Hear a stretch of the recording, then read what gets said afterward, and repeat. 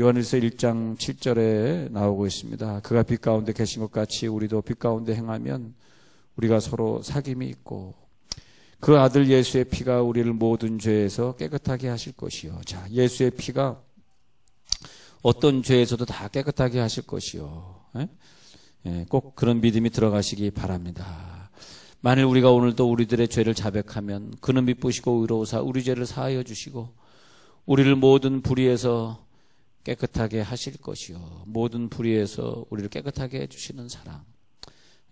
그래서 우리를 하나님의 사랑으로 또다시 덮어주십니다.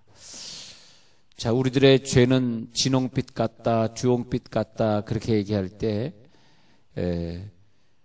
그것은 뭐냐 하면 이 세상에는 양잿물이나 어떤 세탁을 할 수 있는 비누 가지고선 도저히 지워낼 수 없는 그런 독한 색깔이다 그런 뜻입니다.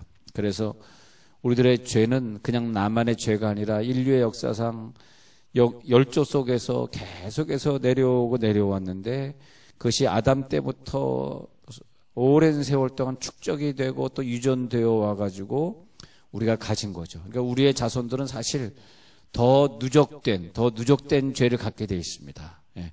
그래서 도저히 이것은 어떤 방법으로, 왜냐하면 나 혼자만의 죄라면 내가 씻을 수 있을지도 모르지만 조상 때부터 내려온 누적된 죄이기 때문에 그것이 회개되지 않은 죄이기 때문에 그것을 주홍 같을지라도 그렇게 표현하고 있는 것입니다. 주홍빛 같은 죄. 그것은 뭐냐면 아무리 씻어도 아무리 그걸 깎아도 없어지지 않는 너무 깊이 썩어 들어가 있는 복숭아가 썩었는데 깎아도 그 끝이 보이지 않아가지고 결국 복숭아를 다 버릴 수밖에 없는 것을 얘기합니다. 그래서 예레미야 2장 22절을 제가 잠깐 보면요. 예레미야 2장 22절에 보면 그것을 이렇게 표현하고 있습니다. 제가 찾았으니까 읽어드릴게요. 예레미야 2장 22절에서 그래서 이 죄를 갖다가 얼마나 이것이 씻을 수 없는가를 이렇게 표현하고 있습니다. 주 여호와 말씀이니라 네가 잿물로 스스로 씻으며 내가 많은 비누를 쓸지라도 네 죄악이 내 앞에 그대로 있으리니. 우리의 죄악이라고 하는 것은 잿물로 많이 씻고 여러 번 씻고 비누로 많이 씻을지라도 내 죄악이 내 앞에 그대로 있으리니 그렇게 얘기합니다. 그러니까 이것이 얼마나 씻어지지 않는 죄인가. 그리고 씻어지지 않는 죄는 죄의 값은 사망으로 돼가지고 그 죄를 가까이 할 수 없으신 하나님이 그 죄를 보면 하나님의 모든 진노가 격발하게 되고 그 진노로 말미암아 또 의인들이 죄 없이 또 피를 흘리게 되는 우리가 참 이해할 수 없는 지난 주간에 우리 조카의 그 죄 없는 딸이 1년도 살지 못하고 뇌암으로 중국 선교사니까 중국에서 죽었는데 제가 도저히 아무리 심천이니까 홍콩에 가가지고 또 지하철 타고 한 2시간 이렇게 들어가면 사실 중국 심천이에요. 홍콩하고 심천은 연결되어 있는데 갈까 말까 하다가 내가 교회를 놔두고 도저히 갈 수가 없어서 식구가 죽었는데도 못 갔습니다만은 그런데 저는 그 죄인의 죽음은 저에게 별로 그렇게 다가오지 않습니다. 자기 죄로 인하여 죽었는데 죄 짓다가 잘 됐구나 그런 생각밖에 안 들어요. 그러나 이렇게 죄 없는 아이들이 이렇게 막 죽어가는 것을 보면은 난 자꾸 예수의 죽음과 비교를 해봐요. 예수님이 왜 그 시대에 그렇게 죽어가야 했는가? 예수님 안 죽으셔도 되는데, 예수님이 고난 안 받으셔도 되는데 왜 고난 받으시고 그러니까 우리들이 항상 자기의 의를 많이 축적해 놓고 내가 벼락을 맞고 내가 죽어도 내 죄 때문에 벼락 맞고 내 죄 때문에 죽었다라는 생각이 들지 않을 정도로 항상 자기를 준비시키는 것이 신앙생활입니다. 진짜예요. 제가 말하면서 조금 어렵죠. 제가 말하면서 조금 어려웠는데 하여튼 우리들의 신앙생활이라고 하는 것은 의인의 죽음이어야지 죄인의 죽음이면 안 된다. 왜냐하면 예수님의 의인의 죽음이고 자기의 발자취를 따라오게 하셨느니라 그래요. 자기의 발자취를 따라오게. 할렐루야. 그래서 예수님의 발자취를 따라가게. 그런 것 같습니다. 근데 이제 본문 7절로 다시 돌아갑니다. 요한일서 1장 7절. 그 아들 예수의 피가 우리를 모든 죄에서 깨끗하게, 이 구절이 중요해요. 그 아들 예수의 피가 우리를 모든 죄에서 깨끗하게 한다. 그래서 이 세상에서 가장 희망적이고 가장 비전이 있는 말씀이 바로 이 말씀이에요. 아니, 어느 종교 어떤 사람이 우리의 문제를 해결해 주겠어요. 우리들에게 돈을 줄 수는 있지만, 우리들을 잠시 좋은 자리로 줄 수 있지만, 우리들을 밀어줘서 국회의원으로 만들어줄 수 있는 분이 있을지 모르지만, 그러나 누가 우리의 죄를 사해 줄 수 있겠어요? 아무도 우리의 죄, 어떤 종교도, 어떤 이단도 우리의 죄를 가져갈 수가 없는데, 위대한 선언이 뭐냐 하면, 우리가 아무리 죄를 많이 졌다 할지라도 그 아들 예수의 피가 우리를 모든 죄에서 깨끗하게 하실 줄 믿습니다. 이게 가장 중요한 선언입니다. 우리의 죄를 사해 주셨다. 그것보다 더 중요한 것이 어디 있겠어요? 국회의원 선출되는 것보다 더 중요한 것은 내 죄가 사함받고 영원한 천국으로 가셔야죠. 할렐루야. 내 죄가 사함받았다. 자, 출애굽기 12장 한번 가서 보겠습니다.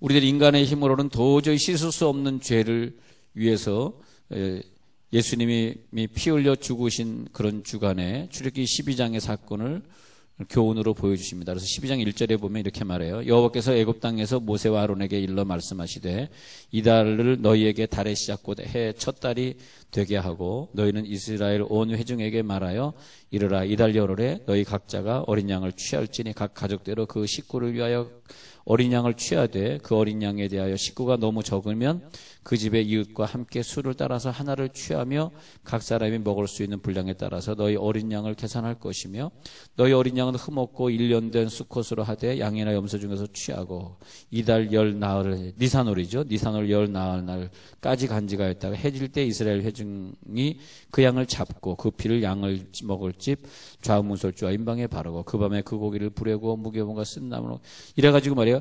예수님이 6월절에 십자가 못 박혀 돌아가시는 것을 예언하듯이 어떻게 정확하게 이날 정월 14일에 우리나라로만 한 3, 4월쯤 되는데요. 정월 14일 날 밤에 그 식구의 수를 계산해가지고 양을 잡은 다음에 그다음에 그 피를 좌우임방과 문설주에 발랐습니다.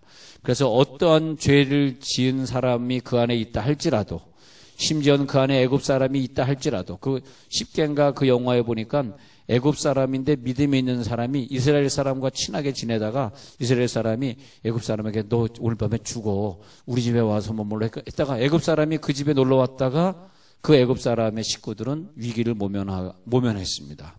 그런 장면이 나오는 것은 내가 너무 오래됐는데 그게 하도 인상 깊어서 제 기억에 남는 것 같은데 십계인가 하여튼 그랬던 것 같습니다. 그런데 여기 뭐 누구라 할지라도 그 피의 효력을 맛보기만 하면 여러분 오늘 고난주간에 수요일 저녁 예배 나왔는데 여러분들에게 믿음이 있는 걸 꼭 가지시기 바랍니다. 나에겐 믿음이 있어. 우리 교회 나오시면서도 이렇게 확신반이라 이렇게 해보면 믿음이 없는 분들이 있어요. 정말 내가 천국 갈 수 있습니까? 천국이 있습니까? 왜 하나님이 창조했습니까? 뭐 그런 거 잘 안 믿어지시는 분들이 있는데 이 죄악을 턱끝만큼도 용서해 주지 않아요. 그런데 오직 예수의 피 뿌림의 역사를 기억하시기 바랍니다.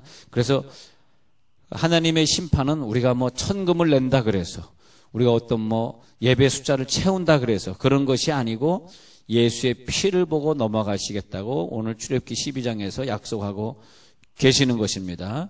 그래서 뭐 이스라엘 집이라고 넘어가고 애굽 사람의 집이라고 안 넘어가는 그 기준이 아니고 예수의 피가 발라져 있으면 구원받는 것을 믿으시기 바랍니다. 그래서 오늘 여러분 기도하실 때 이 고난주간에 내 가정을 위해서 예수의 피를 뿌리셔야 되는데 대속죄일이 있어요. 대속죄일에 가면은 그거는 이제 티슈리월 중순에 7월 15일에 대속죄일이 있는데 그 속죄일에는 1년에 한 번씩 그 모든 국가적인 죄를 한 번 회개하는 국가적인 회개가 있습니다.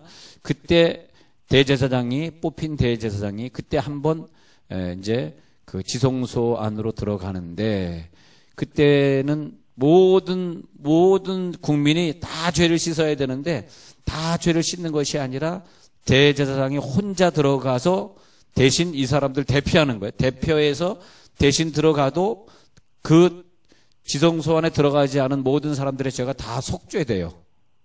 그리고 두 번째는 그 양을 잡은 다음에 그 양의 피를 엄지손가락에 찍고 뭐 이렇게 해가지고 그 단사면에 뿌리면 돼요. 그 두 가지를 지켜주면은 그냥 밖에서 구경하던 모든 그 백성들의 죄가 다 사함받아요. 이 말이 뭐냐면 예수님 혼자서만 갈보리산에서 못 박히면 된다는 것을 상징적으로 보여주는 거예요.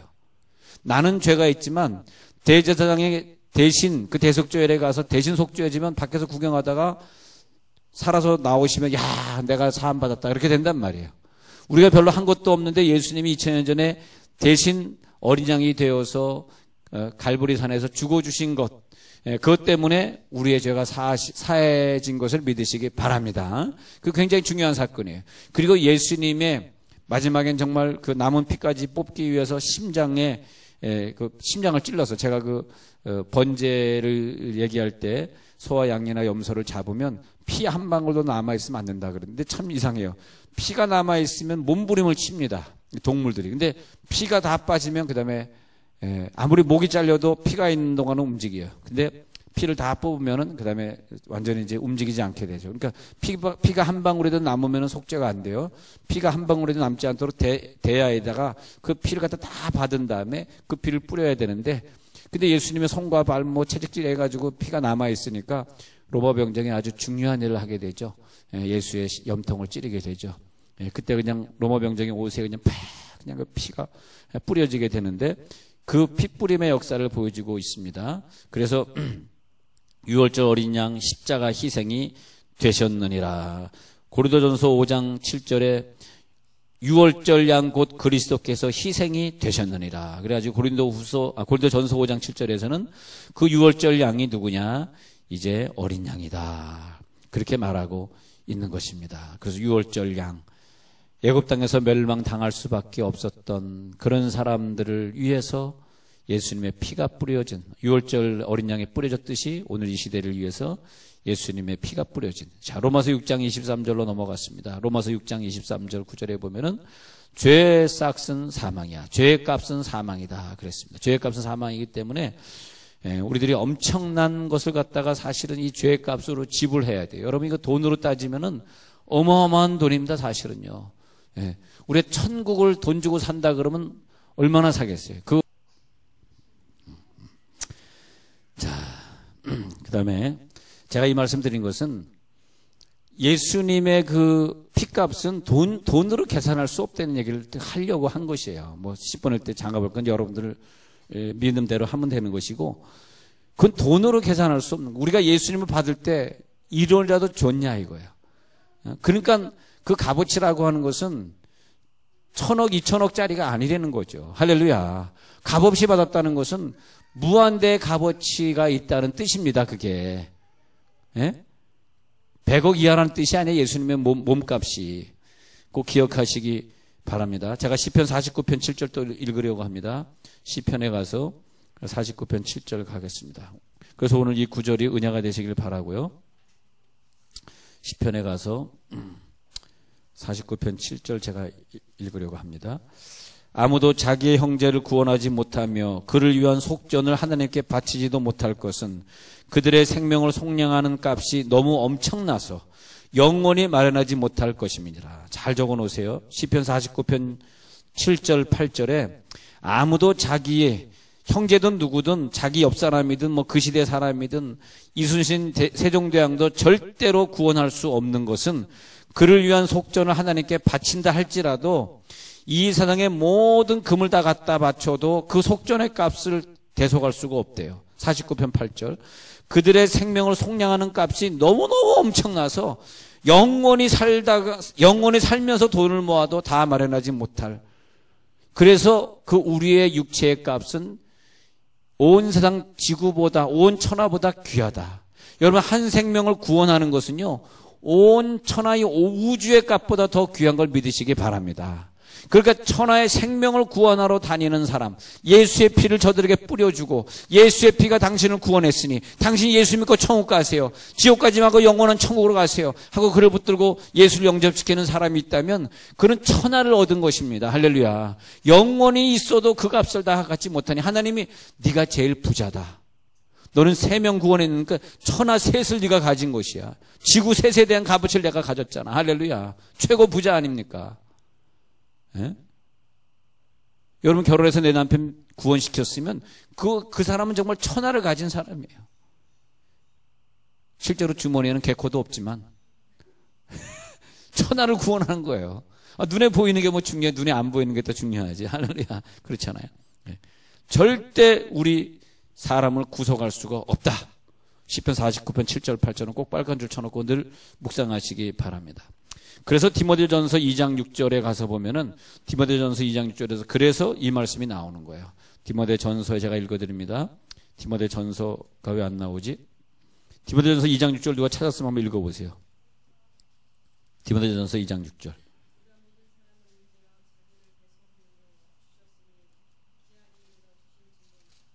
맞습니다. 디모데전서 2장 6절에 보니까 대속물이라 나와요. 모든 사람을 위하여 자기를 대속물로 주셨으니 기약이 이르러 주신 증거니라. 할렐루야. 여러분 속에 중요한 건 천국 가시는 분들은 여기에 믿음이 있게 되어 있거든요. 믿음이 생길지어다. 예수님이 우리를 위하여 대속물로 주셨다. 이것보다 더 큰 복음이에요. 복음. 가장 기쁜 소식.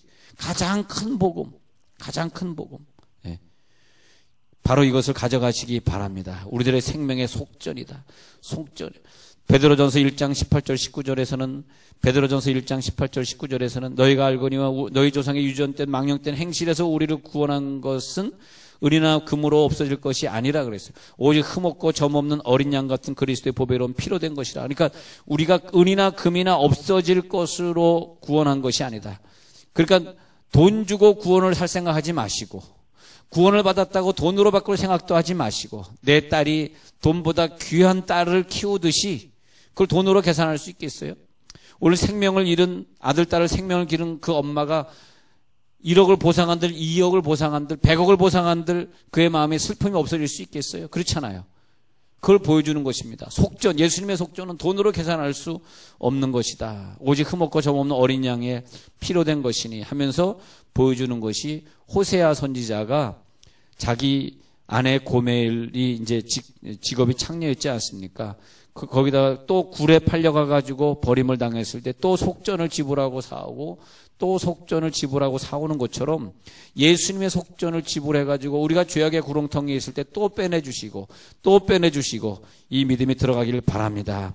그래서 이제 사도행전 20장은 찾아봐야 되겠네요. 사도행전 20장에 가가지고 이제 호세 3장 이제 받고 사도행전 20장 28절 읽어드리겠나이다. 자, 사도행전 20장 28절 보겠습니다.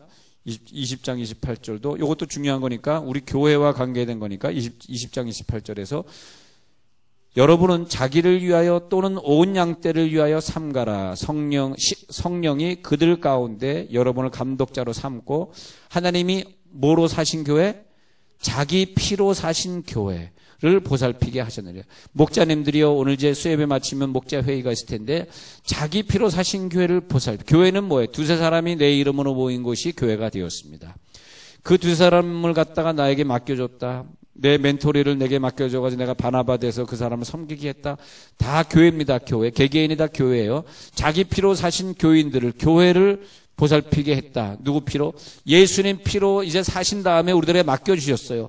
그 사람들을 잘 감당하시기 바랍니다. 예수 피로 사신 자녀들을 나에게 맡겨주셨어요. 그가 어느 때 어느 사고를 만나더라도 천국 갈 수 있는 준비를 시키시기 바랍니다. 내게 맡겨준 사람들 기억하시기 바랍니다. 왜냐? 너무나 귀한 생명이에요. 어쩌면 예수 믿지 않는 영혼은 좀 덜 귀할 수 있지만 최소한 예수님의 몸값을 지불한 사람의 값어치는 예수 믿지 않는 사람의 값어치하고 너무너무 다른 것을 기억하시기 바랍니다. 그래서 그 값어치 있는 인간을 여러분들에게 자녀로 맡겨주든 남편으로 맡겨주든 뭐 부인으로 맡겨주든 부모 시부모로 맡겨주든 교인으로 맡겨주든 그 사람을 잘 관리하시고 양육해 달라는 뜻입니다. 왜? 값어치가 너무 크니까. 값어치 때문에. 예. 내가 좀 그냥 지금 닭살이 되면서 중요한 부분을 말하고 있는데 좀 어때요? 좀 느껴져요? 안 느껴져요? 값어치. 내가 얼마나 값어치가 있는 존재인가? 느껴져 안 느껴져요? 아니, 안 느껴져. 느껴진다고 해야지 진도가 나갈 거 아니야. 그냥 거짓말은 느껴진다고 한번 해봐요. 내가 얼마나 값어치 생각을 해봐요. 너희는 값으로 산 것이 되었으니 오직 너희의 몸으로 하나님께 영광을 돌리라 그랬잖아요. 너희는 예수의 값으로 사신 것이 되었으니 얼마나 비싼 값입니까? 할렐루야. 얼마나 비싸. 할렐루야. 그게 한 사람 한 사람이 얼마나 비쌉니까? 비싸니까 시집장가 갈 때 돈 주고 사고 파지 마시기 바랍니다. 일단은 오면 집사님네 아들 장가갈 때 이 원리를 적용하고 일단 정진우 장가가면 그 다음에는 이제 돈 주고 보내는 원리를 또 적용하도록 하겠습니다. 일단 정진우 장가갈 날이 몇 달 안 남았는데 그날까지만 내 돈 주고 사고 팔지 말자. 할렐루야. 그 안에 시집장가 보낼 사람은 무료로 보내야 돼요. 무료로 보내야 돼. 왜냐? 그만한 값어치가 있는데. 그만한 정진우가 이 장가 갈 거 생각하니까 나는 내 아들을 보내는 것 같이 정말 마음이 너무 감사해요. 너무 감사해요. 왜냐면 걔가 라스베가스 공부할 때 몇 번 찾아가서 옛날 얘기니까 할게요. 용돈 주고 갔거든. 갈 때마다. 그러니까 얘가 진우가 내가 자기 아버지도 아닌데 거기까지 찾아서 용돈 주고 가니까 얼마나 마음에 감동이 왔겠어. 그러니까 여기까지 교회 나오는 거잖아. 안 그러면 이게 왜 나오겠어. 생각해 봐요. 젊은 애가. 그러잖아요. 근데 걔가 이제 사실 내가 좀 장가를 좀 보내려고 중매 한 번밖에 안 했지만 부산에 있는 처녀 한번 해봤거든. 근데 하여튼 퇴짜 맞았어요. 뭐 이유는 뭔지 모르겠는데 뭐 배가 나왔는지 뭔 이유는 모르겠는데 퇴짜 맞았는데 지금 장가 가게 되니 얼마나 감사해. 내가 중매는 못 써서 좀 아닌데 꼭 중매 쓰려고 그랬는데 내가 좀 어떻게 좀 잘 안 됐어요. 여러분 우리 교회에서 이렇게 그 처녀 총각들 있잖아. 쭉 둘러봐. 누가 처녀 총각이야. 빨리 중매 좀 서줘서 뭐 하세요 지금. 나이가 지금 40이 넘었어. 이모 씨도 지금 40이 넘었다고. 빨리 해줘 빨리. 내가 저 이모 씨한테도 내가 사실 지난주에 중매를 좀 섰는데 나이를 따져보니까 너무 많더라고. 내 제자를 좀 중매 섰는데 내 제자가 너무 많더라고 남자애가. 그래서 안 되는데 여러분 나는 사명이 여러분 시집장가 다 가는 거예요. 옆에 손잡아봐. 시집 갑시다 빨리. 시집 갑시다. 시집 갑시다. 다 사명. 왜냐하면 그래야지 천하보다 귀한 생명과 같이 사는 거 이거 귀한 거예요 이게. 비록 그 사람한테 구박도 맞고 의견 충돌로 싸우고 그런다 할지라도 우리는 한 사람과 결혼하는 건요 천하보다 귀한 사람은 우리가 사는 거기 때문에 얼마나 귀한 거예요 그게. 그렇다고 뭐 둘셋 가지고 데려서 살면 안 되지. 썰렁했나? 천하보다 귀해. 왜 예수님이 그 사람을 위해 죽었으니까 그 순간 이후로 이 사람은 값어치가 엄청나게 있는 사람이에요. 난 그렇게 생각해. 한 명 한 명이 얼마나 귀한지 몰라. 나 여러분 얼굴 보니까 저는 그냥 이렇게 영적으로 생각해. 야, 저분 참 능력 있다. 어떻게 저렇게 머리 좋다. 야, 일 잘한다. 야, 난 여러분 한 사람 한 사람 굉장히 귀하다고 생각해. 만약 여러분 가정이나 여러분 교회나 여러분 국가가 여러분을 한 사람 무슨 생명을 잃었다는 건 엄청난 손해입니다. 여러분 국가적으로요, 지금 293명을 지금 못 찾았다 그러는데 국가적으로 엄청난 손해입니다. 생각만 해보세요. 걔네들이 나중에 살아있으면 서울대 무슨 하버드대 무슨 뭐 인류대 아니면 뭐 예술계 뭐 음악계 뭐 교사 뭐 공무원 이런 거 돼가지고 나중에 엄청나게 많은 일들 할 굉장히 자원들이거든요. 한번 그걸 따져보세요. 그 한 사람 한 사람이 얼마나 귀합니까? 엄청난 국가적으로요, 여러분 엄청난 손실인데 사실이군요. 제가 그 오래된 얘기지만 그 섬에 부흥회를 갔다가 다음 부흥회가 서울에 있어서 배를 타야 되는데 배가 안 떴어요.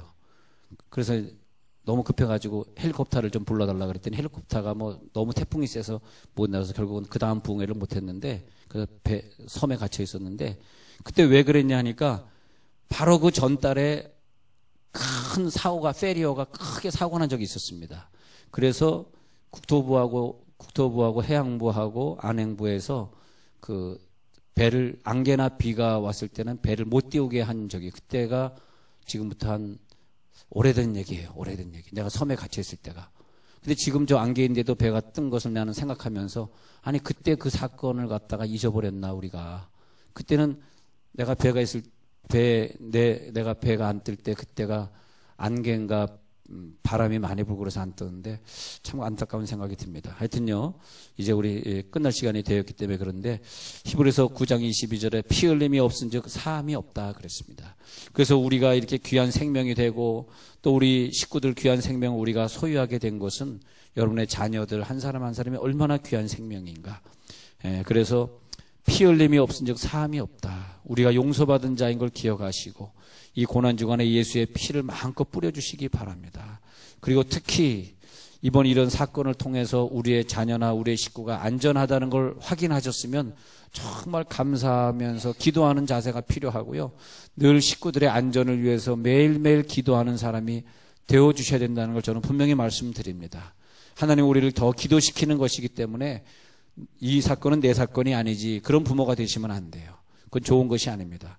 내 아이일 수도 있거든요. 내 부모가 어려움 당할 수도 있거든요. 거기 노인들은 많이 어떤 노인들이 탔던 그 선실에서는 금세 이렇게 피할 수 있어가지고 학생들만 괜히 많이 죽은 걸로 보이는데, 여러분 이런 경우에 보면 우리가 내 부모일 수도 있거든요. 그리고 우리들 기억하시면서 그렇게 하시길 바라고, 이제 예배 마친 후에 목자님들 모임을 또 문화센터에서 갖도록 하겠습니다. 자, 이번 주에 우리 고난주간 보내고 있고요. 자,